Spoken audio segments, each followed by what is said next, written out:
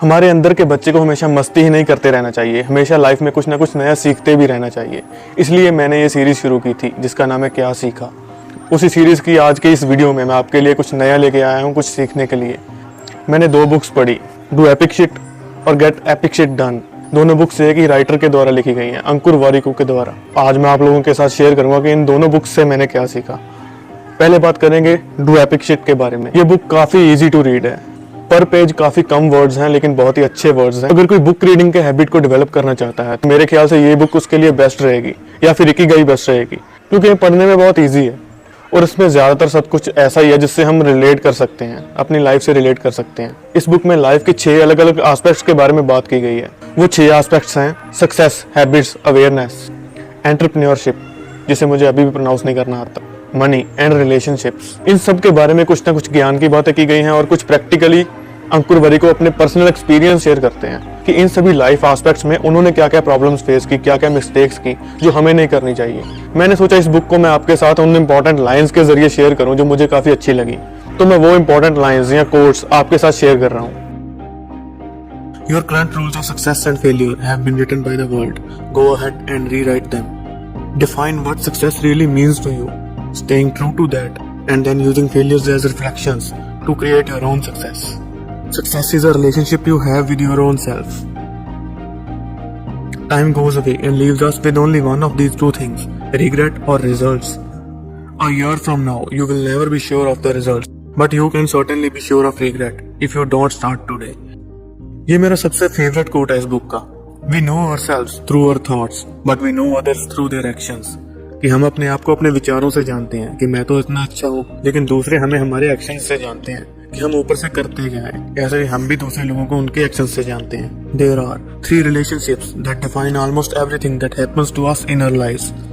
The relationship we have with money, the relationship we have with time, the relationship we have with ourselves. There is temporary discomfort in doing the unconventional. मतलब अगर हम कुछ हटके करते हैं तो उसमें कुछ देर के लिए थोड़ा डिस्कम्फर्ट है, but there is permanent discomfort in living life as a template. जैसे सब जी रहे हैं वैसे जीने में परमानेंट डिस्कम्फर्ट है, तो ये हम पे है कि हम कौन सा डिस्कम्फर्ट चुनते हैं। The best gift you can give yourself and to others is to take care of your own happiness. An excuse is the distance between who you are and who you wish to B.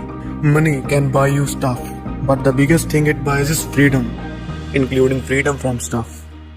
अंकुर वारिकू बोलते हैं कि वो goals set नहीं करते बल्कि वो habits बनाते हैं। और क्यों बनाते हैं? I love habits because the kind of person I become pursuing them opens up multiple doors instead of chasing goals that may perhaps lead to just one door if one gets lucky. Habits hire us forever and take us higher, whereas targets tame us and leave us clueless after we achieve them. हम कई बार बिना अगले से बात किए काफी assumptions बना लेते हैं और उस बंदे से अपना रिलेशन बिगाड़ लेते हैं। अगली बात इसी से रिलेटेड है। Asking is the best thing to do before making assumptions. It either validates your assumption or you get to understand people better. Thoughts are powerful when they are converted into actions. Without action, they are simply broken promises. अगली जो बात है वो हमारी नींद से related है कि हमारी नींद इतनी कीमती है कि पूरी दुनिया उसके पीछे पड़ी हुई है, क्योंकि जो भी कंटेंट वो हमें बेचते हैं हम अपनी नींद खराब करके उसे खरीदते हैं, लेकिन हमारी नींद हमारे लिए भी उतनी ही इम्पोर्टेंट है। Saying no to everything else and sleeping on time is the greatest secret source of self-love.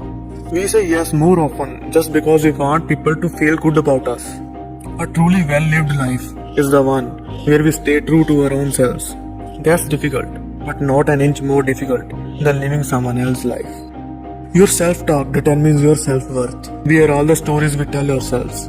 जब आप अपने आप से क्या बातें करते हो उस पर डिपेंड करता है कि आपकी कीमत क्या है, आप अपने आप के बारे में क्या सोचते हो। Not making a decision because you are scared of making the wrong decision. If you don't move, you would have already made the wrong decision. Better to be lost for something worthwhile instead of getting lost in everything worthless. Comparing yourself to others is the biggest waste of time. We always have choices. No one is ever stuck. We are just scared to make these choices. To find meaning in your job is beautiful. Your job being the only meaning of life is scary. The easiest way to learn from mistakes is to read books. The next option is to commit them yourself. Skills can be taught. Attitude is really hard to teach. Even if they lack the skills, their attitude will help them grow. Attitude compensates for skills. Skills never compensate for attitude. अगली बात है startup के बारे में. Your idea is not your startup. Your approach is your startup. क्योंकि जो idea आपको आया वो औरों को भी आया है.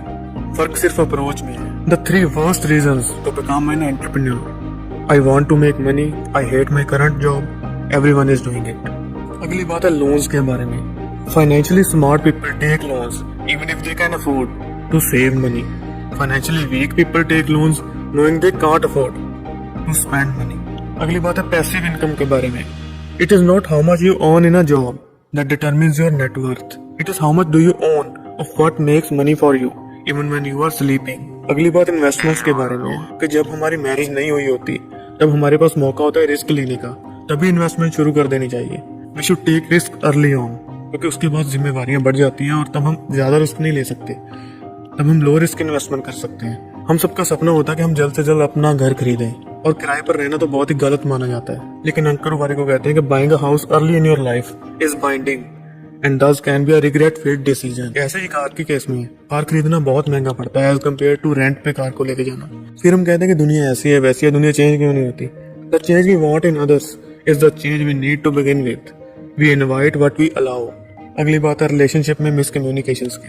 Every problem in this world can be traced back to a point of miscommunication. अगली बात भी रिलेशनशिप के लिए ही है. Do not show up for every argument you are invited to. The best relationships have the best acceptance despite there differences. When you give what you desire the most you don't desire it anymore. अगर हम अपने आप से प्यार करेंगे तो ही किसी और से कर पाएंगे. How we treat others is a reflection of how we treat ourselves. अगली जो बात है वो भी मुझे बहुत ही अच्छी लगती है. It takes effort to find love. It takes effort to feel fulfilled.